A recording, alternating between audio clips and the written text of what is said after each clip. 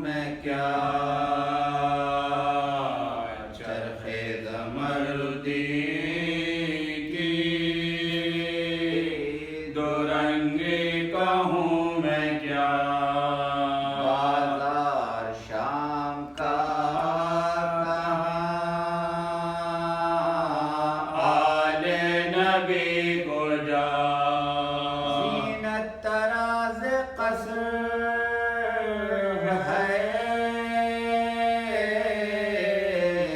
کن بایزید کا اور در بدر ہے عطرت سلطان کربلا ناپاکوں کے لیے وہاں پوشاک پاک ہے یہاں بنت بوتراب کے چہرے پاک ہے اب یوں بیان کرتا ہے راوی بسط کا اس حال سے تھی عطرت سلطان کربلا پھیر کر ہر ایک نے محفل میں رو دیا حاکم پلید بڑی دیر تک ہنسا زینب سے بولا گلشن زہرا قلم ہوا تجھ کو بھی کچھ حسین کے مرنے کا غم ہوا آنکھوں میں اشک بھر کے پکاری وہ بے ردا میں کیا جواب دوں تجھے اس بات کا بھلا یہ کلمہ روز حشر کو زہرا سے پوچھنا راہو پرسا بھائی کا تو نے مجھے دیا باتوں سے چاک کرتا ہے تو کیوں جگر میرا خنجر سے ایک دفعہ تو کٹوا دے سر میرا رونے لگا جھکا کے سر نہیں بولی بلوایا پھر سکینہ معصوم کو قریب بولا کہ چاہتے تھے بہت تجھ کو شاہدی بھوکی ہے میوہ کھائے گی اے بے کس و حضیر جو مانگے تو ابھی تیری خاطر منگاؤں میں مرغوب ہو جو میرا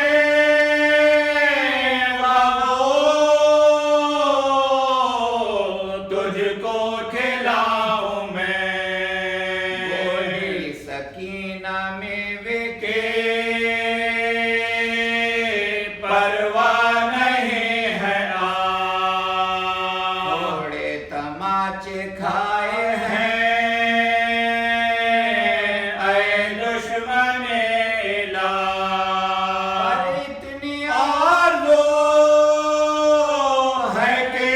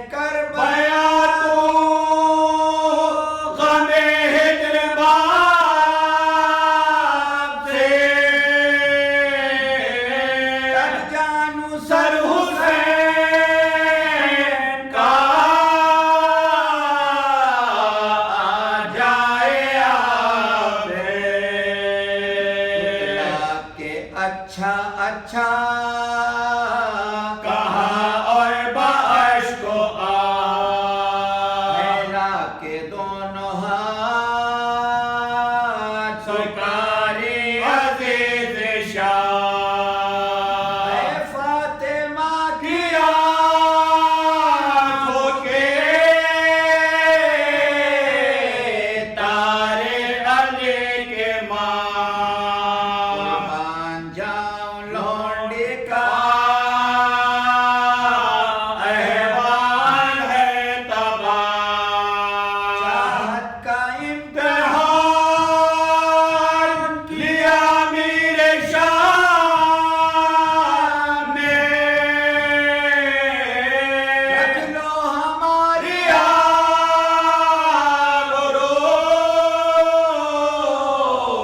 ان سب کے سامنے یہ کہتی تھی سکینہ کہ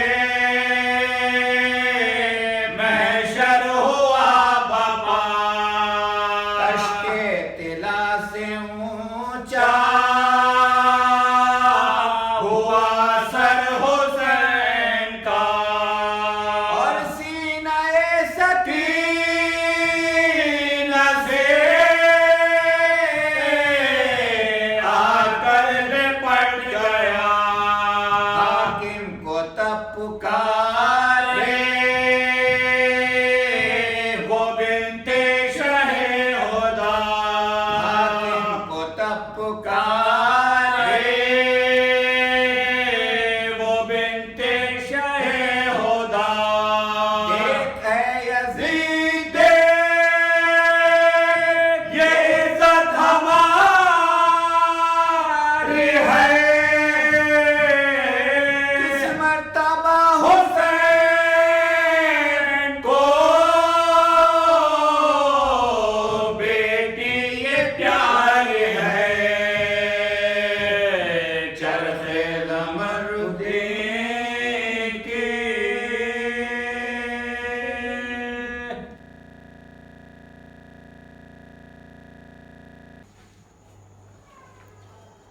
فاتحہ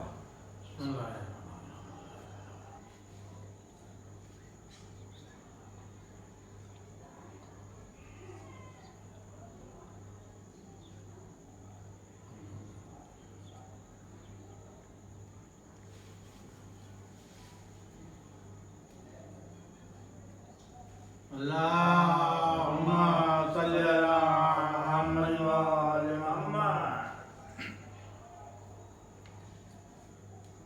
اعوذ باللہ السمیع العلیم من الشیطان اللعین الرجیم بسم اللہ الرحمن الرحیم الحمد للہ رب العالمین والصلاة والسلام علی اشرف الانبیاء والمرسلین وسیدنا ونبینا وشفیعنا ابو القاسم محمد اللہم صلی اللہ محمد وآل محمد وآلہ الطیبین الطاہرین المعصومین ولعنت اللہ علی اعدائہم اجمعین من یومنا ھذا الی قیام یوم الدین اما بعد فقد قال اللہ سبحانہ تبارک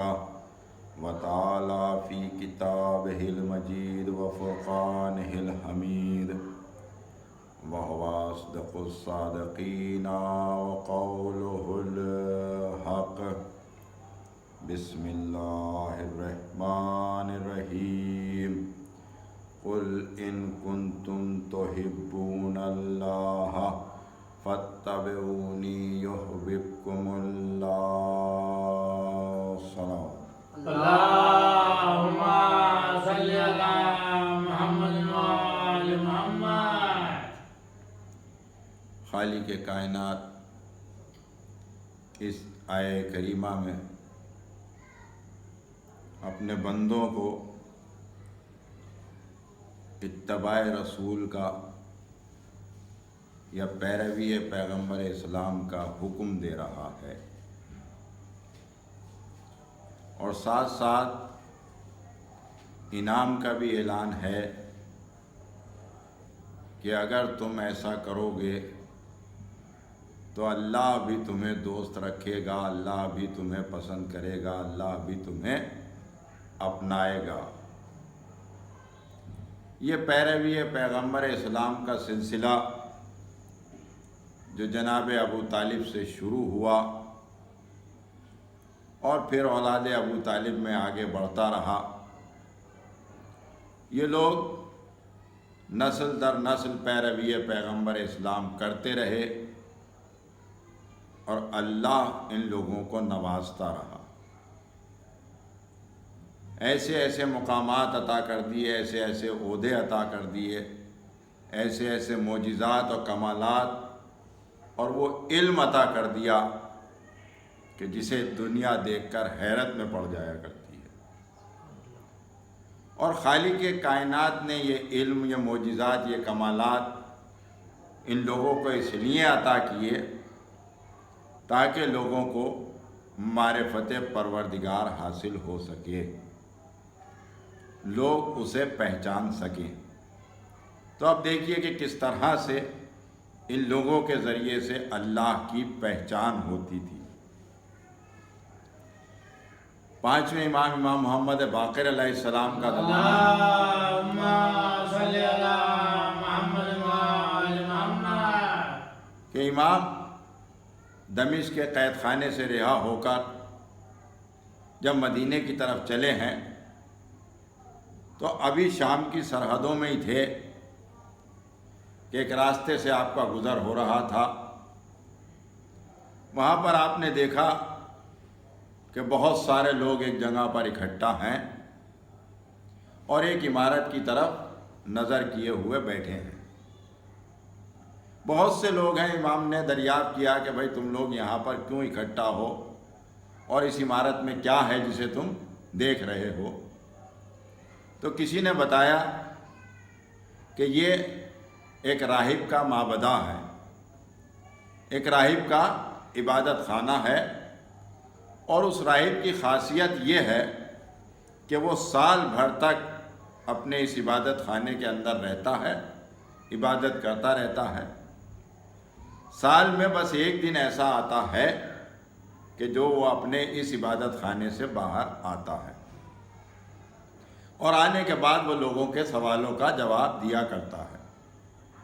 بس امام نے یہ بات سنی تو وہ بھی ان لوگوں کے درمیان میں ایک جگہ پر جا کر بیٹھ گئے کہ دیکھوں تو صحیح کہ یہ راہب کیا کرتا ہے۔ بس وقت مقررہ پر وہ راہب اپنے عبادت خانے سے برآمد ہوا، انتہائی ضعیف ہو چکا تھا، کمر جھکی ہوئی تھی، عصا کا سہارا لیے ہوئے، بھویں تک سفید ہو چکی تھیں۔ آہستہ آہستہ اپنے عبادت خانے سے باہر آیا اور آنے کے بعد اس نے ایک طائرانہ نظر مجمع کے اوپر ڈالی۔ پورے مجمع کے اوپر اس نے نظر ڈالی اور نظر گھمانے کے بعد نظر گھومتے گھومتے ایک جگہ پر جا کر ٹھہر گئی، ایک جگہ پر جا کر نظر ٹھہر گئی۔ آپ سمجھ گئے کہ کہاں پر ٹھہری ہوگی؟ فرزند رسول کے چہرے پر، امام کے چہرے پر جا کر اس کی نظر ٹھہر گئی اور بے ساختہ پوچھا کہ کیا آپ ہم میں سے ہیں؟ امام نے کہا کہ نہیں، میں تم میں سے نہیں ہوں، میں امت محمدی میں سے ہوں۔ اس راہب کا پورے مجمع پر نظر گھمانا اور کہیں پر بھی نظر نہ ٹھہرنا، صرف امام کے چہرے پر آن کر نظر کا ٹھہر جانا اس بات کی دلیل ہے کہ الہی نمائندہ ہمارے جیسا نہیں ہوتا، الہی نمائندہ ہمارے جیسا نہیں ہوا کرتا۔ بس اس نے پوچھا کہ آپ کیا یہاں پر کچھ پوچھنے کے لیے مجھ سے آئے ہیں؟ امام نے کہا کہ نہیں، میں کچھ پوچھنے کے لیے نہیں آیا ہوں۔ پھر اس نے دریافت کیا کہ آپ امت محمدی میں علماء میں سے ہیں یا جہلاء میں سے ہیں؟ علماء میں ہیں یا معاذ اللہ جہلاء میں ہیں؟ یہ کس سے سوال کیا جا رہا ہے؟ جسے خالق کائنات نے پوری کائنات کا علم دے کر بھیجا ہے۔ یہ اس سے پوچھ رہا ہے کہ آپ علماء میں سے ہیں یا معاذ اللہ جہلا میں سے ہیں۔ تو امام کا جواب کیا ہونا چاہیے تھا؟ امام کو تو یہی کہنا چاہیے تھا کہ میں ساری کائنات کا علم رکھتا ہوں، تجھے جو پوچھنا ہے پوچھ لے، لیکن نہیں۔ امام کا جواب سنیے۔ آج کل 2-4 کتابیں پڑھ کر اپنے آپ کو علامہ، مولانا اور عالم دین سمجھنے والے امام کے اس جواب سے سبق لیں کہ جو پوری کائنات کا عالم ہے اس سے یہ سوال کیا جا رہا ہے کہ آپ علماء میں سے ہیں یا جہلا میں سے ہیں۔ تو امام نے جواب دیا کہ بس یہ سمجھ لے کہ میں جاہل نہیں ہوں، بس اتنا سمجھ لے کہ میں جاہل نہیں ہوں۔ تو اس نے کہا تو پھر آپ عالم ہوں گے؟ تو امام نے کہا کہ بھائی یہ تیری بات ہے، تو جو چاہے سمجھ لے۔ کہا اچھا آپ مجھ سے کچھ پوچھنے کے لیے نہیں آئے ہیں تو کیا میں آپ سے کچھ پوچھ سکتا ہوں؟ تو اب جو یہ سوال ہوا تو وارث منبر سلونی نے اپنے دادا جان کے ہی لہجے میں جواب دیا کہ اب تجھے جو جی چاہے پوچھ لے، جہاں سے جی چاہے پوچھ لے، اب تجھے جو پوچھنا ہے پوچھ لے۔ بس اس نے سوال کرنے شروع کیے کہ میرے کچھ سوال ہیں، آپ ان کا جواب دے دیجئے۔ امام نے کہا پوچھ۔ اصل میں مسئلہ کیا تھا کہ اس زمانے میں لوگ اماموں سے سوال تو کیا کرتے تھے اور مولا اس کا جواب بھی دے دیا کرتے تھے۔ جس امام سے جو سوال ہوا ان کے لیے کوئی بھاری بات نہیں تھی، لیکن اکثر ایسا ہوتا تھا کہ جو جواب دیا جاتا تھا وہ ان لوگوں کی سمجھ میں نہیں آتا تھا، کیونکہ سائنس نے اتنی ترقی نہیں کی تھی، انہیں معلوم نہیں تھا کہ یہ سب کیسے ہوتا ہے۔ امام نے تو جواب دے دیا۔ تو اب دیکھیے کیسے سوال۔ اس نے پہلا سوال یہ کیا کہ آپ مسلمانوں کا یہ عقیدہ ہے کہ جو لوگ جنت میں جائیں گے وہ جنت کے میوے کھائیں گے اور وہ کھاتے چلے جائیں گے، جتنا ان کا دل چاہے گا وہ کھاتے جائیں گے، لیکن وہ ان کے جسم سے خارج نہیں ہوں گے۔ جیسا کہ یہاں دنیا میں ہوتا ہے، جو کچھ ہم کھاتے ہیں وہ سب ہمارے جسم سے نکل جاتا ہے، اسی طریقے سے جنت میں یہ سب نہیں ہوگا۔ امام نے کہا ہاں ہم مسلمانوں کا یہی عقیدہ ہے۔ کہا تو اس کی دلیل کوئی آپ کے پاس موجود ہے؟ امام نے کہا کس طرح کی دلیل چاہتا ہے؟ کہا دنیا میں کوئی اس کی مثال دکھا دیجئے۔ امام نے کہا شکم مادر میں پلنے والے بچے کو دیکھ لے، تجھے اپنی سوال کا جواب مل جائے گا۔ یہ امام نے جواب تو دے دیا 1400 برس پہلے، مگر اس وقت کون جانتا تھا کہ شکم مادر میں بچہ کس طرح سے پلتا ہے؟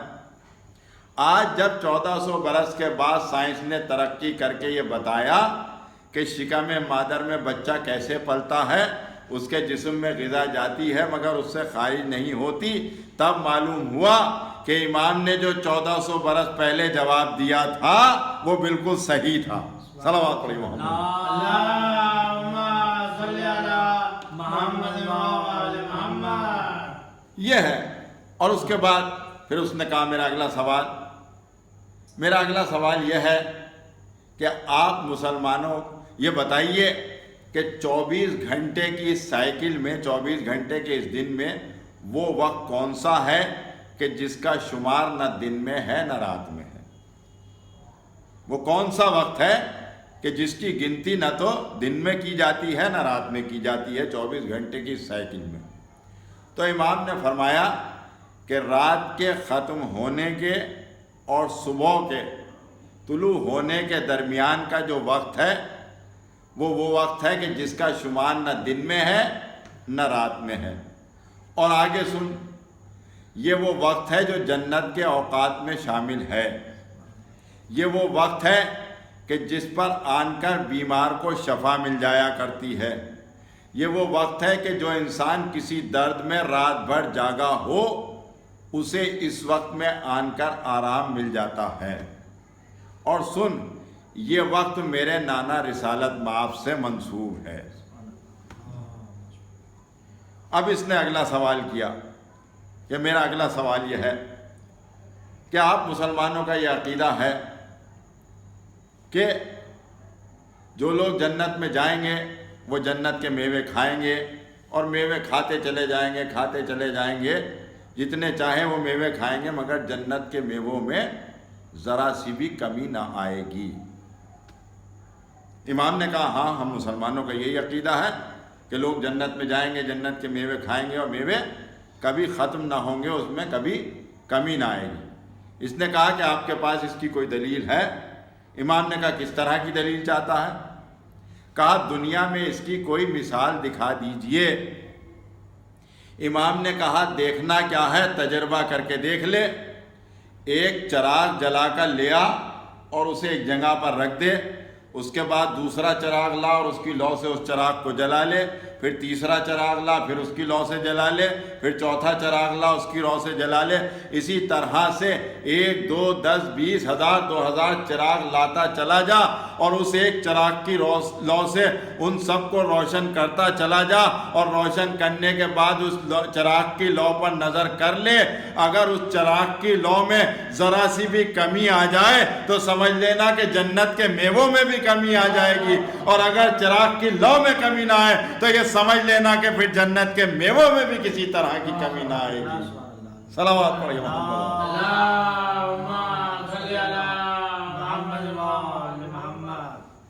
یہ تو یہ جواب سن کر حیرت میں پڑ گیا، اور اس کے بعد کہا کہ میرا ایک سوال اور ہے۔ کہا پوچھ۔ اس نے کہا کہ یہ بتائیے کہ وہ کون سے 2 شخص ہیں جو ایک ساتھ پیدا ہوئے اور ایک ساتھ ان کا انتقال ہوا، لیکن ان میں سے ایک کی عمر تو 50 سال ہوئی اور دوسرے کی عمر 150 سال ہوئی۔ دونوں ایک ساتھ پیدا ہوئے اور دونوں کا انتقال ایک ساتھ ہوا، اور ان میں سے اس دنیا میں رہنے کی ایک کی مدت تو 50 سال اور دوسرے کی 150 سال۔ امام نے کہا کہ سن، وہ دونوں سگے بھائی تھے۔ ایک بھائی کا نام تھا عزیز، دوسرے کا نام تھا عزیر۔ عزیر اللہ کے نبی تھے، عزیز ان کے بڑے بھائی تھے۔ دونوں ایک ساتھ پیدا ہوئے، 30 سال تک دونوں نے ایک ساتھ اپنی زندگی گزاری، اور 30 سال کے بعد اللہ نے اپنے نبی عزیر کے لیے موت بھیج دی۔ اللہ نے اپنے نبی کے لیے موت بھیج دی، اور حکم خدا سے جناب عزیر 100 سال تک مرے رہے۔ 100 سال کے بعد پھر اللہ نے انہیں زندگی عطا کی، اور پھر جب زندگی عطا ہوئی تو وہ اپنے بھائی عزیز کے پاس آئے، اور 20 سال تک دونوں نے ایک ساتھ زندگی گزاری، اور 20 سال کے بعد دونوں کا انتقال ایک ساتھ ہوا۔ اس طرح سے دونوں بھائی ایک ساتھ پیدا ہوئے، ایک ساتھ دونوں کا انتقال ہوا، اور اس دنیا میں ایک کے رہنے کی عمر 50 سال اور دوسرے کی عمر 150 سال۔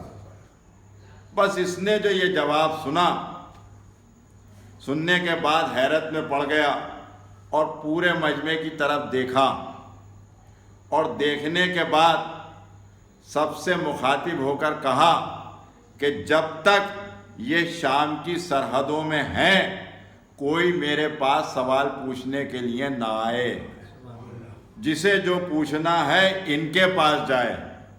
اور اس کے بعد ہاتھوں کو جوڑ کر کہا کہ یہ بتائیے کہ آپ ہیں کون؟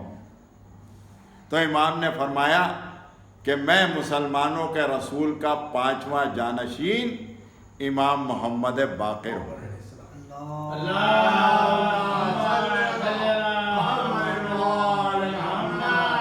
میں اللہ کے رسول کا 5واں جانشین ہوں۔ بھائی یہ سنا، اس نے اپنے عصا کو ایک طرف کیا، آہستہ آہستہ چلتا ہوا امام کے قریب آیا، بہت دیر تک امام کے چہرے کو دیکھتا رہا، پھر آگے بڑھ کر امام کے قدموں پر ہاتھ رکھ کر کہتا ہے فرزند رسول مجھے کلمہ پڑھائیے۔ امام نے کہا پڑھ لا الہ الا اللہ محمد رسول اللہ۔ راہب نے کلمہ پڑھا اور مسلمان ہو گیا۔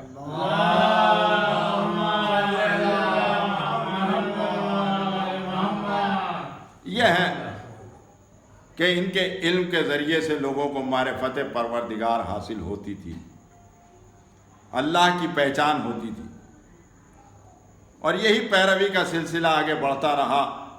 یہ لوگ پیروی پیغمبر اسلام کرتے رہے اور اللہ ان کو نوازتا رہا. آج سفر کی 17 تاریخ، آج یہی پیروی پیغمبر اسلام کرنے والوں کا جو سلسلہ ہے اس کی 8ویں کڑی امام رضا علیہ السلام کی شہادت کا دن ہے. بہت سی تاریخوں میں آپ کی شہادت آج لکھی ہوئی ہے اور ہمارے یہاں 17 کو ہی منائی جاتی ہے.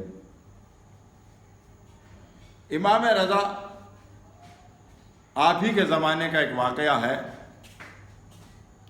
کہ راس و جالوت جو یہودیوں کا بہت بڑا عالم تھا، اس زمانے میں راس و جالوت سے بڑا عالم علماء اہل یہود میں کوئی اور نہیں تھا.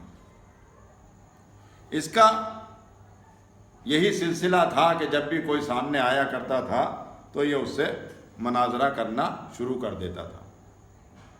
یعنی یہ مناظرہ اسپیشلسٹ تھا ایک طریقے سے، کہ جب بھی کوئی سامنے آتا تھا یہ اس سے مناظرہ کرتا تھا اور مناظرے میں انہیں زیر کر کے یہودیت کا پرچار کیا کرتا تھا. اب یہ پرچار کرتا رہتا تھا. ایک روز اس کا سامنا فرزند رسول امام رضا علیہ السلام سے ہو گیا. بس جب امام سے اس کا سامنا ہوا تو اس نے حسب عادت وہی مناظرہ شروع کر دیا. امام سے سوال پوچھنے شروع کر دیے، ایک کے بعد دوسرا، دوسرے کے بعد تیسرا، اس طریقے سے امام سے سوال پوچھنا شروع کر دیا. امام جواب دیتے رہے، اس لیے کہ امام کے لیے کوئی بڑی بات نہ تھی. یہ سوال پوچھتے پوچھتے ایک مرتبہ خاموش ہو گیا. اب جیسی یہ خاموش ہوا تو امام نے کہا کہ تو خاموش کیوں ہو گیا، اور کچھ پوچھ جو کچھ تجھے پوچھنا ہے. تو اس نے کہا کہ میرے علم کے مطابق میرے پاس اب ایسا کوئی سوال نہیں ہے جس کے بارے میں میں یہ سوچ سکوں کہ وہ سوال میں آپ سے پوچھوں گا اور آپ کے پاس اس کا جواب نہ ہوگا. اب کوئی سوال میرے خزانے میں، میرے علم کے خزانے میں کوئی سوال میرے پاس ایسا نہیں ہے کہ جس کے لیے میں یہ سوچوں کہ میں آپ سے پوچھوں گا اور آپ اس کا جواب نہ دے سکیں گے. تو امام نے کہا کہ پھر میں تجھ سے کچھ پوچھ سکتا ہوں؟ اس نے کہا کہ ہاں پوچھئے. امام نے کہا کہ راس و جالوت یہ بتاؤ کہ تم میرے نانا رسالت مآب کی نبوت کے قائل کیوں نہیں ہو؟ تم انہیں نبی کیوں نہیں مانتے؟ تو اس نے کہا کہ ہمارے پاس ان کی نبوت کی کوئی ثبوت، کوئی دلیل نہیں ہے، اس لیے ہم انہیں نبی نہیں مانتے. تو امام نے سوال کیا کہ یہ بتاؤ کہ تم جناب موسیٰ کو کس بنا پر نبی مانتے ہو؟ اس نے کہا کہ جناب موسیٰ سے جیسے معجزات ظاہر ہوئے ہیں ایسے کسی اور سے ظاہر نہیں ہوئے، کہ ان کا چمکتا ہوا ہاتھ، ایک پتھر سے 12 چشموں کا نکل آنا، دریائے نیل میں ان کے لیے راستہ بن جانا، اور فرعون کے دربار میں جادوگر کے بنے ہوئے سانپوں کو ان کے اژدہے کے ذریعے سے ڈسوانا، یہ سب معجزات جناب موسیٰ سے ظاہر ہوئے، یہ کسی اور سے ظاہر نہیں ہوئے. تو امام نے کہا کہ اگر ایسے معجزات کوئی اور دکھائے تو تم اسے بھی نبی مان لو گے؟ اس نے کہا نہیں، ایسا نہیں ہے. جو رغبت پروردگار عالم کو جناب موسیٰ سے تھی ایسی رغبت اور کسی سے نہیں تھی، اس لیے کہ خود پروردگار عالم نے جناب موسیٰ سے کلام کیا ہے، جناب موسیٰ سے باتیں کی ہیں، کسی اور سے نہیں کی. تو امام نے کہا کہ اچھا چلو، جناب موسیٰ کو تو تم اس بنا پر نبی مانتے ہو، لیکن یہ بتاؤ کہ جناب موسیٰ سے پہلے والوں کو کس بنا پر نبی مانتے ہو؟ تو اس نے کہا کہ ان سب کا ذکر ہماری توریت میں موجود ہے اور جناب موسیٰ نے بھی ان کو نبی کہہ کر پکارا ہے. تو امام نے کہا کہ پھر تمہارے نزدیک نبوت کا پیمانہ یہی ہوا نا کہ یا تو جناب موسیٰ نے انہیں نبی کہہ کر پکارا ہو یا تمہاری توریت میں انہیں نبی کہہ کر ذکر کیا گیا ہو، نبی کہہ کر پکارا گیا ہو. اس نے کہا ہاں. تو امام نے کہا کہ سن، یہ تو وہ نبی ہیں جو توریت نازل ہونے سے پہلے اس دنیا میں آئے اور زندگی گزار کر چلے گئے تو ان کے تذکرے تمہاری توریت میں آ گئے۔ اگر میں توریت نازل ہونے کے بعد آنے والے نبیوں کے تذکرے تمہاری توریت میں دکھا دوں تو کیا تم انہیں نبی مانے گا؟ اس نے کہا ایسا ہو ہی نہیں سکتا کہ توریت پہلے آ جائے اور بعد والے نبیوں کا ذکر آ جائے۔ امام نے کہا نہیں، ایسا ہے، میرے نانا کا ذکر تمہاری توریت میں موجود ہے، جناب عیسیٰ کا ذکر تمہاری توریت میں موجود ہے۔ اس نے کہا ہم نے تو نہیں پڑھا۔ امام نے کہا سن، رک جا، میں تیرے سامنے توریت کی ایک عبارت پڑھتا ہوں، تو اس بات کی تصدیق کرنا کہ وہ عبارت تمہاری توریت میں ہے یا نہیں۔ بھائی یہ کہہ کر امام نے توریت کی عبارت پڑھنا شروع کی۔ کہا سن، تمہاری توریت میں یہ لکھا ہوا ہے کہ نہیں کہ آیا نور سینا سے، روشن ہوا کوہ سعیر سے، ظاہر ہوا کوہ فاران سے۔ یہ بتا تمہاری توریت میں ہے یا نہیں؟ اس نے کہا ہاں ہماری توریت میں یہ موجود ہے۔ کہا یہ بتا کہ پھر اس کی تشریح کیا ہے؟ کوہ سینا سے مراد کیا ہے؟ کوہ سعیر سے مراد کیا ہے؟ کوہ فاران سے مراد کیا ہے؟ اس نے کہا کہ اس کی تشریح ہمارے پاس موجود نہیں ہے، توریت میں اس کی تشریح آج تک ہمارے سامنے کسی نے نہیں کی۔ امام نے کہا کہ سن، اس کی تشریح میں بتاتا ہوں۔ کوہ سینا سے مراد وہ پہاڑ ہے جس پر جناب موسیٰ نے اللہ سے گفتگو کی تھی۔ کوہ سعیر سے مراد مقام عیسیٰ ہے، جناب عیسیٰ کا محل ہے جہاں پر خالق کائنات نے جناب عیسیٰ پر وحی نازل کی تھی۔ اور کوہ فاران سے مراد وہ پہاڑیاں ہیں جو مکے سے ایک فلانگ کی دوری پر ہیں، جس میں غار حرا ہے، جہاں پر میرے نانا رسالت مآب پر پہلی وحی نازل ہوئی تھی اور جس کی بلندی سے میرے نانا نے دنیا کو لا الہ الا اللہ کی تعلیم دی تھی۔ صلوات علی محمد۔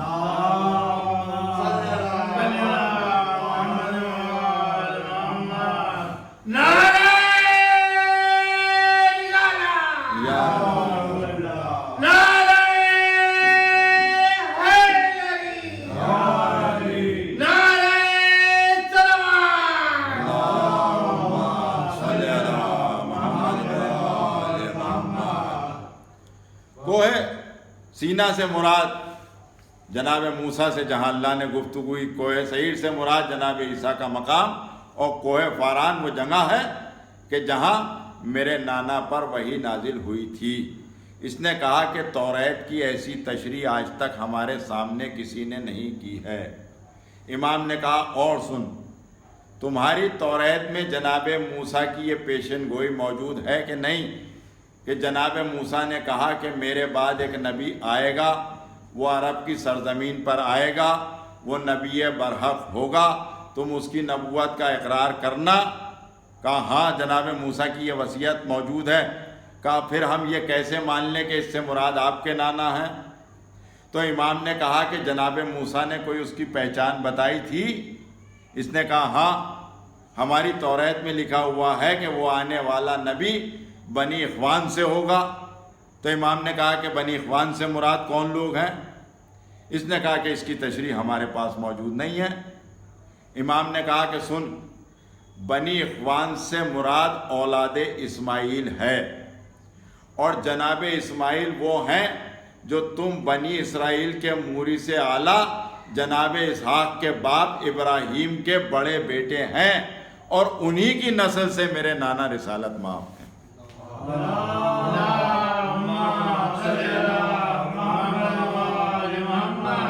انہی کی نسل سے میرے نانا رسالت مآب ہیں۔ یہ حیرت میں پڑ گیا کہ توریت کی ایسی تشریح ان کے پاس کیسے ہے۔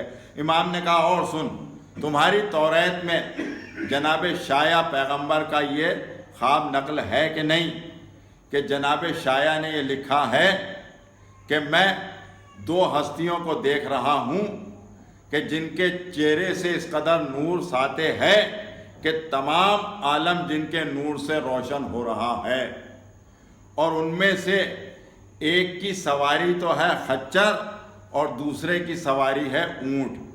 کہا ہاں جناب شایع کا یہ خواب ہمارے توریت میں موجود ہے۔ کہا تو یہ بتا کہ خچر کے سوار سے مراد کون ہے اور اونٹ کے سوار سے مراد کون ہے؟ اس نے کہا ہمارے پاس توریت کی ایسی تشریح موجود نہیں ہے۔ امام نے کہا کہ سن، تاریخ اٹھا کر دیکھ لے، تاریخ آدم و عالم میں جناب عیسیٰ کے قصے بھی موجود ہیں اور میرے نانا رسالت مآب کے قصے بھی موجود ہیں۔ خچر کا سوار تجھے تاریخ میں جناب عیسیٰ کے علاوہ کوئی اور نہیں ملے گا، اور اونٹ کے سوار سے مراد میرے نانا رسالت مآب ہیں۔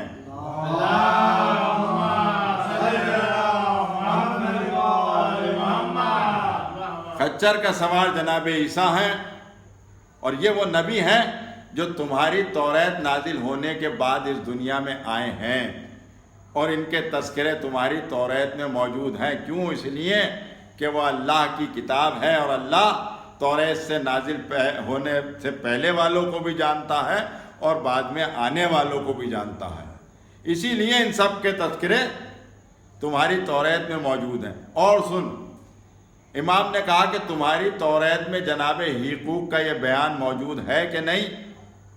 کہ جناب حقوق پیغمبر نے یہ ارشاد فرمایا کہ میرے بعد ایک نبی آئے گا، وہ نبی برحق ہوگا، تم اس کی نبوت کا اقرار کرنا، وہ ایک قانون لے کر آئے گا اور وہ قانون قیامت تک جاری و باقی رہے گا۔ اللہ اسے ایک معجزہ دے کر بھیجے گا، اور وہ معجزہ ایسا نہیں ہوگا جیسے اور نبیوں کو اللہ نے عطا کیا کہ وقتی طور پر معجزے عطا کیے اور بعد میں وہ ختم ہو گئے، لیکن اللہ اس نبی کو ایسا معجزہ دے کر بھیجے گا کہ جو قیامت تک جاری اور باقی رہے گا، اور ان کی پہچان یہ ہوگی کہ ان کی امت خشکی اور تری دونوں میں جنگ کرے گی۔ ان کی امت خشکی اور تری دونوں میں جنگ کرے گی۔ جناب حقوق کا یہ بیان تمہاری توریت میں ہے یا نہیں؟ راس و جالوت نے کہا کہ ہاں ہماری توریت میں یہ موجود ہے۔ کہا تو بتا، اس قانون سے مراد کون ہے؟ اس معجزے سے مراد کون ہے؟ اس نبی سے مراد کون ہے؟ یہ کون سے نبی کی امت ہے کہ جس نے خشکی اور تری دونوں میں جنگ کی؟ تو اس نے کہا کہ ہمارے پاس توریت کی ایسی تشریح موجود نہیں ہے، مجھے نہیں معلوم۔ امام نے کہا کہ سن، ہم بتاتے ہیں۔ اس قانون سے مراد قانون شریعت ہے، اور اس معجزے سے مراد قرآن مجید ہے جو آج تک اپنی اسی شکل میں موجود ہے، اور اس امت سے مراد میرے دادا علی مرتضیٰ ہیں کہ جنہوں نے خشکی میں بھی جنگ کی ہے، تری میں بھی جنگ کی ہے۔ اور اس امت سے مراد میرے دادا علی مرتضیٰ ہیں، اور اس نبی سے مراد میرے نانا رسالت مآب ہیں۔ تو اب جو اس نے ایسی توریت کی تشریح سنی تو یہ تو حیرت میں پڑ گیا، اور بڑے غور سے امام کی طرف دیکھنے لگا، اور اس کے بعد دریافت کیا کہ یہ بتائیے کہ توریت والوں کے پاس تو ایسی تشریح توریت کی موجود نہیں ہے، آپ کے پاس یہ تشریح کہاں سے آئی؟ آپ کے پاس توریت کا یہ علم کہاں سے آیا؟ امام نے راس و جالوت کی طرف دیکھا، چہرے پر مسکراہٹ آئی، اور اس کے بعد کہا کہ یہ علم ہمارے پاس وہیں سے آیا ہے جہاں سے توریت آئی ہے۔ جس نے توریت نازل کی ہے اسی نے یہ ہمیں علم عطا کیا ہے، اور یہ علم اس لیے عطا کیا ہے تاکہ لوگوں کو اس کی معرفت حاصل ہو سکے۔ ہم اس علم کا مظاہرہ کریں، لوگوں کو حیرت میں ڈالیں، اور اس کے بعد اس کی بارگاہ میں جا کر جب اپنی جبین عقیدت کو جھکائیں تو دنیا یہ سوچنے پر مجبور ہو جائے کہ جب یہ اتنے باکمال ہیں تو پھر وہ کتنا باکمال ہوگا جس نے انہیں یہ علم عطا کیا ہے، یہ معجزات اور یہ کمالات عطا کیے ہیں۔ صلوات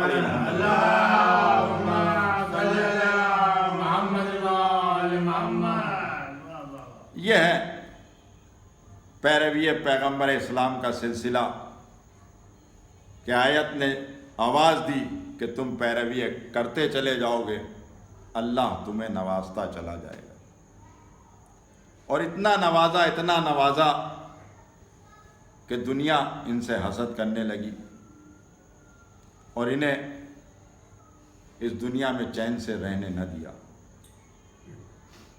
آج اس امام کی شہادت کا دن ہے جسے آپ روز زیارت میں پڑھا کرتے ہیں، السلام علیکہ یا غریب الغربا، اے غریبوں کے غریب تم پر ہمارا سلام۔ مامون نے بلایا، ولی عہدی کی پیشکش کی، امام تیار نہیں تھے، مگر پھر بھی اس نے شیعان علی کی خوشنودی حاصل کرنے کے لیے امام کی ولی عہدی کا اعلان کر دیا۔ اس نے اعلان کر دیا تو عباسی سردار جو تھے اس کے خلاف ہو گئے۔ آخر کو مامون نے امام کو راستے سے ہٹانے کا ارادہ کر لیا۔ امام فرمایا کرتے تھے کہ مجھے یقین ہے کہ میرا قاتل مامون رشید کے علاوہ اور کوئی نہیں ہو سکتا۔ ابو الثلث کو ایک دن بلایا امام نے، اور بلانے کے بعد کہا کہ ابو الثلث جاؤ ہارون رشید کی قبر کے قریب سے مٹی لے کر آؤ۔ ابو الثلث گئے، مٹی لے کر آئے۔ امام نے مٹی کو دیکھا اور اس کے بعد کہا کہ اسے پھینک دو، اب جا کر اس کے سرانے سے مٹی لے کر آؤ۔ ابو الثلث پھر گئے، وہ مٹی لے کر آئے۔ امام نے اس مٹی کو سونگا اور سونگنے کے بعد کہا، ابو الثلث یہی وہ مٹی ہے کہ ان قریب جس میں مجھے دفن کیا جائے گا۔ قبر پائتی بھی کھودی جائے گی، لیکن اس میں ایک ایسا پتھر ہوگا جسے نہ کوئی توڑ سکے گا نہ ہٹا سکے گا۔ پھر اس کے بعد ہارون رشید کے سرانے میری قبر کھودی جائے گی اور اسی میں مجھے دفن کیا جائے گا۔ بس وقت گزرتا رہا۔ جب وہ وقت آیا تو امام نے کہا کہ ابو الثلث اب تمہارے امام کا آخری وقت آ گیا ہے، کل مجھے مامون بلائے گا، میں جب اپنے حجرے سے نکلوں اگر میرے سر پر کچھ نہ ہو تو تم مجھ سے گفتگو کرنا، اور اگر میرا سر کسی کپڑے سے ڈھکا ہو تو پھر مجھ سے کوئی بات نہ کرنا۔ مامون کی طرف سے پیغام آیا، بس امام باہر نکلے تو ابو الثلث فرماتے ہیں کہ امام کے سر پر ایک تولیے جیسا کپڑا تھا، وہ امام ڈھکے ہوئے مامون کی طرف چلے۔ مامون ایک مقام پر بیٹھا ہوا تھا، انگوروں سے بھرا ہوا تشت اس کے سامنے رکھا ہوا تھا۔ امام کو بٹھایا اور بٹھانے کے بعد انگوروں کی تعظیم کرنے لگا۔ امام نے کہا کہ نہیں، مجھے ان انگوروں کی خواہش نہیں ہے۔ اس نے کہا کہ نہیں، بہت بہترین قسم کے انگور ہیں۔ تو امام نے کہا کہ جنت کے انگور اس سے بھی زیادہ بہترین۔ اس نے کہا کہ میرے اوپر شاید آپ کو بھروسہ نہیں ہے۔ اس نے خوشہ اٹھایا اور اس کے بعد انگور کھانے شروع کیے اور امام کی بھی تعظیم کی۔ جب اس نے زیادہ اصرار کیا تو امام نے صرف 3 دانے اس میں سے اٹھائے اور اٹھانے کے بعد انہیں اپنے منہ میں رکھا۔ جیسے ہی امام نے منہ میں رکھا، زہر کا اثر جسم میں محسوس ہونے لگا، امام اپنی جگہ سے کھڑے ہو گئے۔ مامون نے دریافت کیا کہ فرزند رسول کہاں چلے؟ امام نے جواب دیا کہ جہاں تو نے بھیجا ہے وہیں جا رہا ہوں۔ بھئی یہ کہہ کر امام وہاں سے اٹھے اور اٹھنے کے بعد اپنے قیام گاہ پر آئے، اور آنے کے بعد ابو الثلث سے کہا کہ دروازہ بند کر دو، کوئی اندر نہ آنے پائے۔ امام حجرے میں گئے اور جانے کے بعد اپنے بستر پر لیٹ گئے، مگر ابو الثلث فرماتے ہیں کہ فرزند رسول کا عجیب عالم تھا کہ امام کو کسی طرح سے چین نہیں پڑ رہا تھا۔ امام اپنے بستر پر تڑپ رہے تھے، کبھی بستر سے نیچے گر جاتے تھے، کبھی پھر بستر پر آ جاتے تھے اور بار بار یہی کہتے تھے، تقی جواد تم کب آؤ گے، میرے لال تقی تم کب آؤ گے۔ ابو السلس کہتے ہیں کہ امام اسی عالم میں تڑپ رہے تھے کہ ایک مرتبہ میں نے دیکھا کہ ایک جوان، ایک کڑیل جوان گھر کے اندر آتا ہوا نظر پڑا۔ ایک مرتبہ جیسے ہی میں نے ان کو گھر کے اندر آتے ہوئے دیکھا، میں نے دریافت کیا کہ یہ بتائیے کہ آپ کون ہیں اور بند دروازے کے اندر آپ کیسے داخل ہوئے؟ تو انہوں نے جواب دیا کہ جس خالق کائنات نے چشم زدن میں مجھے مدینے سے لا کر شہر خراسان میں حاضر کر دیا، اسی نے مجھے اس دروازے سے اندر لایا ہے۔ بس ایک مرتبہ ابو السلس کہتے ہیں جلدی بتائیے کہ آپ کون ہیں؟ امام تقی نے فرمایا کہ میں اس غریب الوطن باپ علی رضا کا بیٹا محمد تقی ہوں، میں اپنے باپ سے ملنے کے لیے آیا ہوں، اپنے بابا کی تجہیز و تکفین کے لیے آیا ہوں۔ ابو السلس کہتے ہیں کہ میں راستے سے ہٹ گیا، بس امام آگے بڑھے، جیسے امام حجرے میں داخل ہوئے ایک مرتبہ امام علی رضا نے بیٹے کی خوشبو محسوس کی۔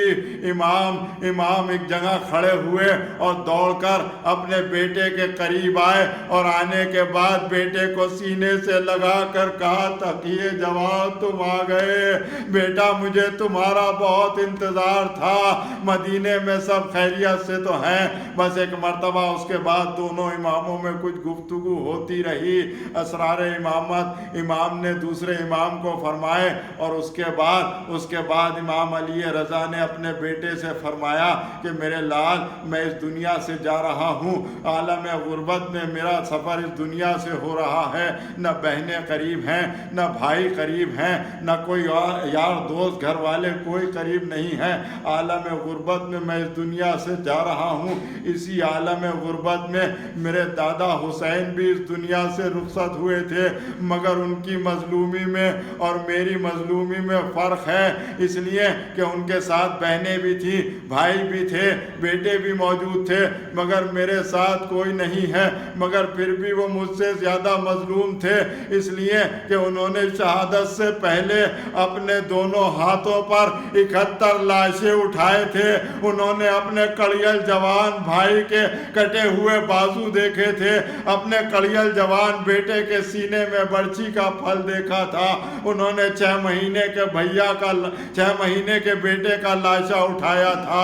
میرے ساتھ ایسا نہیں ہے، میں عالم غربت میں اس دنیا سے جا تو رہا ہوں، مگر ان کی مظلومی مجھ سے زیادہ تھی۔ اور یہ کہتے کہتے امام رضا خاموش ہو گئے۔ امام تقی نے ایک چیخ ماری، باپ کی لاش پر رونے لگے، کچھ دیر گریہ کرنے کے بعد اپنے بابا کو غسل دیا، کفن پہنایا، جنازہ تیار کیا، اس کے بعد نماز جنازہ پڑھائی۔ نماز جنازہ پڑھانے کے بعد ابو السلس سے کہا کہ ابو السلس، تیرے مولا کا جنازہ تیار ہے۔ میں کہوں گا مولا، آپ عالم غربت میں اس دنیا سے سفر ہوا، مگر بیٹے نے باعجاز آن کر آپ کو غسل بھی دیا، کفن بھی پہنایا، آپ کی نماز جنازہ بھی پڑھائی۔ ارے ذرا کربلا میں آن کر دیکھیے، ایک بیٹا کربلا میں بھی ہے کہ جس کے باپ کا لاشا بے گور و کفن کربلا کی ریت پر پڑا ہوا ہے، بیٹا موجود ہے مگر ہاتھوں میں ہتھکڑیاں ہیں، پیروں میں بیڑیاں ہیں، گلے میں توقے خاردار ہے، کیسے اپنے بابا کو غسل دے؟ کفن کی تو بہت دور کی بات ہے۔ ارے ظالموں نے حسین کے جسم پر لباس تک نہ چھوڑا، اپنے بابا کی برہنہ لاش سید سجاد نے دیکھی۔ ہاں عزیزو، بس اس کے بعد بڑے ہی شان و شوکت سے امام کا جنازہ اٹھا، امام کو دفن کر دیا گیا۔ امام کا دفن ہو گیا، تجہیز و تکفین مکمل ہو گئی۔ اب اس کے بعد امام کی بہن شہر طوس میں داخل ہوئی، شہر خراسان میں اپنے بھائی سے ملنے کے لیے آئی۔ جیسے ہی آپ شہر طوس میں داخل ہوئی، کیا دیکھا کہ گھروں پر کالے علم لگے ہوئے ہیں، لوگ سیاہ لباس پہنے ہوئے ہیں، غم کا ماحول ہے۔ ایک مرتبہ بہن گھبرا گئی، پریشان ہو گئی، دریافت کیا کہ یہ بتاؤ کہ یہ کالے علم کیوں لگے ہوئے ہیں، یہ سب لوگ سیاہ لباس کیوں پہنے ہوئے ہیں؟ کوئی نہ بتا سکا۔ آخر کو کسی نے ہمت کر کے جا کر معصومہ قم سے کہا، معصومہ آپ کے بھائی علی رضا اس دنیا میں نہیں رہے، علی رضا ہم سب کو چھوڑ کر چلے گئے۔ بھئی یہ سننا تھا کہ معصومہ قم نے گریہ کرنا شروع کیا۔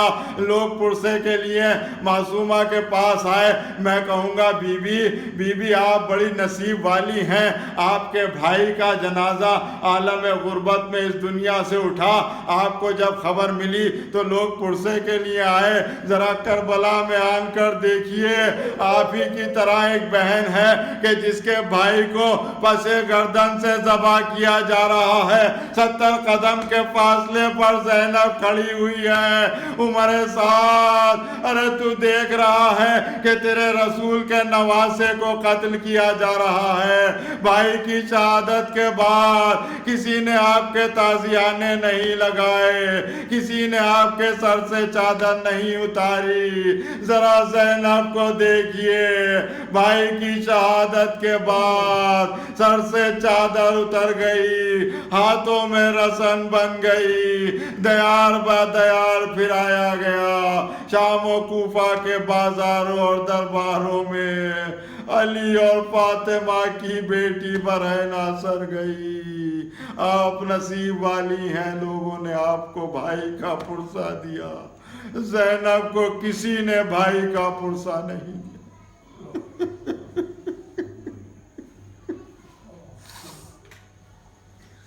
اللہ لعنت اللہ ولا قوم الظالمین، فسيعلم الذين ظلموا ایام منقلبی ینقلبون۔ پروردگار تجھے واسطہ ہے محمد اور آل محمد کا، ہماری اس مختصر سی عبادت کو قبول فرما۔ میرے مالک اس دنیا میں جتنے بھی لوگ بے روزگار ہیں ان سب کو روزگار عطا کر دے، جو لوگ بے اولاد ہیں ان سب کو جناب ام کلثوم کے صدقے میں اولاد عطا کر دے۔ میرے مالک جو لوگ مقروض ہیں جناب مسلم کے صدقے میں ان سب کے قرضوں کو ادا کرا دے، جو لوگ بیمار ہیں بیمار کربلا کے صدقے میں ان سب کو شفا یاب فرما۔ میرے مالک تجھے واسطہ ہے بیمار کربلا کی بیماری کا، جناب فاطمہ صغریٰ کی بیماری کا، دنیا میں پھیلی ہوئی اس کرونا نام کی بیماری کو جلد از جلد نیست و نابود فرما، جلد از جلد اس کے اثرات کو، پھیلاؤ کو، شدت کو ختم کر دے۔ میرے مالک جہاں جہاں بھی شیعان حیدر کرار ہیں ان کی جان و مال و عزت و آبرو اور صحت کی حفاظت فرما۔ میرے مالک ہمارے سروں پر ہمارے مراجع اکرام اور عالم دین کا سایہ گامزن فرما اور ہمیں ان کا سچا پیروکار بنا دے۔ میرے مالک اب زیادہ امتحان نہ لے، منتقم خون حسین ہمارے امام زمانہ کو اس دنیا میں بھیج دے اور ہمارے اعمالوں کو اس قابل بنا دے کہ ہم ان کے انصار و اعوان میں شمار ہو سکیں۔ آمین۔ کر دیا ہے شہید سید ابرار کو، کر دیا ہے شہید سید ابرار کو، کر دیا ہے شہید سید ابرار کو، کر دیا ہے شہید سید ابرار کو۔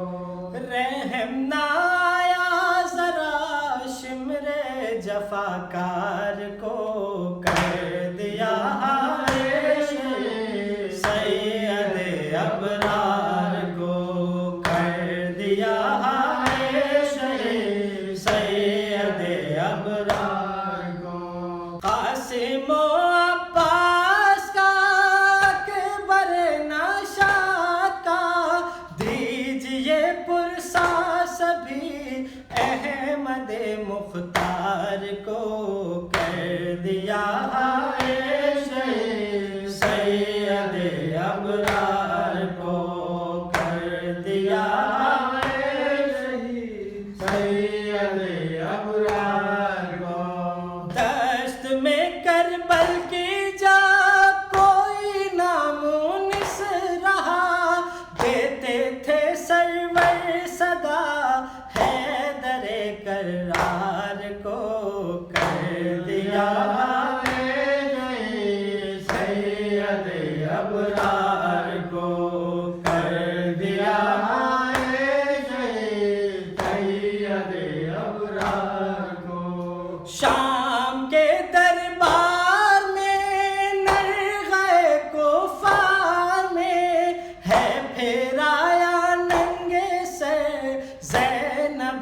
غم خار کو کر دیا ہے شہید سید ابرار کو کر دیا ہے شہید سید ابرار کو بعد قتل شاہدی جب تلک زندہ رہے دیکھا نہ ہنستے ہوئے عابد بیمار کو کر دیا ہے شہید سید ابرار کو کر دیا ہے شہید سید ابرار کو ہم کو ہے شاداب یہ پورا یقین سیدہ خلد میں لے جائیں گی شہ کے عزادار کو کر دیا ہے شہید سید ابرار کو کر دیا ہے شہید سید ابرار کو رحم نہ آیا ذرا شمر جفاکار کو